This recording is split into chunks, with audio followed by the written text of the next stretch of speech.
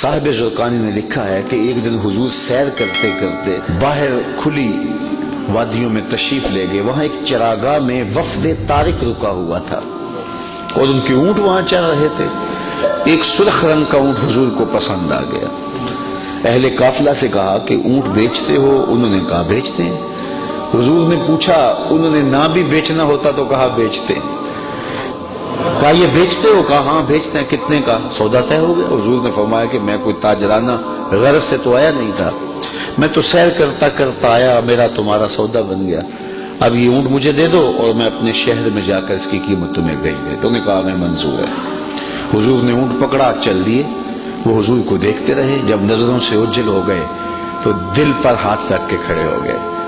تھوڑی دیر کے بعد سکتے سے باہر آئے تو ایک دوسرے سے پوچھنے لگے, یار ایک شخص آیا اونٹ ادھار لے گیا, تم نے اس کا پتہ بھی نہیں پوچھا.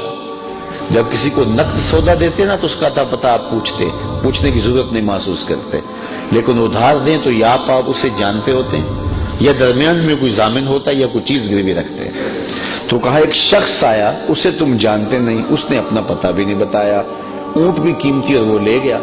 یار کسی نے اس کا پتہ ہی نہیں پوچھا, نہ اس نے کوئی شے گروی رکھی نہ کوئی ضامن دیا, تو تم نے کسی نے بھی پتہ نہ پوچھا.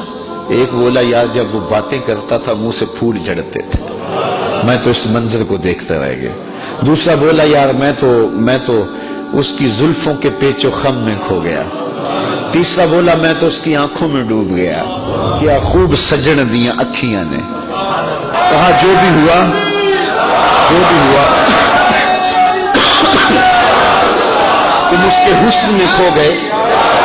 تم اس کے حسن میں کھو گئے, اور وہ اپنے حسن کا جادو جگا کے تمہارا قیمتی اونٹ ہتھیا کے لے گیا. لیکن اگلے لفظ سنیے اور سینے پہ ہاتھ رکھ کے سنیے. جب انہوں نے کہا نا قیمتی اونٹ ہتھیا کے لے گیا, امام زرقانی نے لکھا ہے, کہتے ہیں جب انہوں نے یہ بات کہی نا تو اب تک خاموش بیٹھی قافلے کے سردار کی بیوی نے خیمے کا پردہ سرکایا اور ان سے مخاطبہ کر کے کہا انا ضامنۃ لسامان جمالکم لا یغدر بکم. اگر وہ قیمت نہ دینے آیا تو میں ضامنہ ہوں, قیمت مجھ سے لینا, خبردار کسی نے اس کے خلاف بات کی تو. کہا اچھا تو اسے جانتی ہے؟ کہا واللہ میں بھی نہیں جانتی. تو کہا پھر ضمانت کیسے دے رہی ہے؟ کہا جب تم سودا کر رہے تھے میں نے خیمے کی اوٹ سے اس کا چہرہ دیکھا تھا, اور جس کا چہرہ اتنا سونا ہو وہ جھوٹ بول ہی نہیں سکتا. تھوڑی دیر گزری, حضور کے غلام آ گئے. قافلے والے کون ہیں جن سے ہمارے آقا نے اونٹ خریدا؟ انہوں نے کہا جی ہم ہیں. کہا کہ یہ حضور نے تمہاری ضیافت کے لیے کھجوریں بھیجی اور یہ رہی تمہاری قیمت. انہوں نے کہا قیمت تو بعد میں لیں گے, ہم تو خود بک گئے, ہمیں یہ بتا وہ پیارا رہتا کہاں ہے.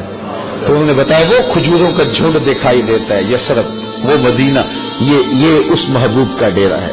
علامہ زرقانی لکھتے ہیں سارا وفد اٹھا اور جا کے حضور کے قدموں میں بیٹھ گیا, تیری تک کے اداواں میں مرید ہو گئی. تو ایسا حسن اللہ نے اپنے محبوب کو دیا جو دیکھتا وہ دیکھتا ہی رہ جاتا. دیکھنے والے کہا کرتے اللہ اللہ, یاد آتا خدا دیکھ کے صورت تیری. دعا کرو اللہ ہمیں حضور کی زیارت نصیب فرمائے. یہ آنکھیں اس قابل تو نہیں ہیں, لیکن مالک تو کرم کر, ہم تیرے محبوب کا نام لے رہے ہیں, حضور کی زیارت دے دے.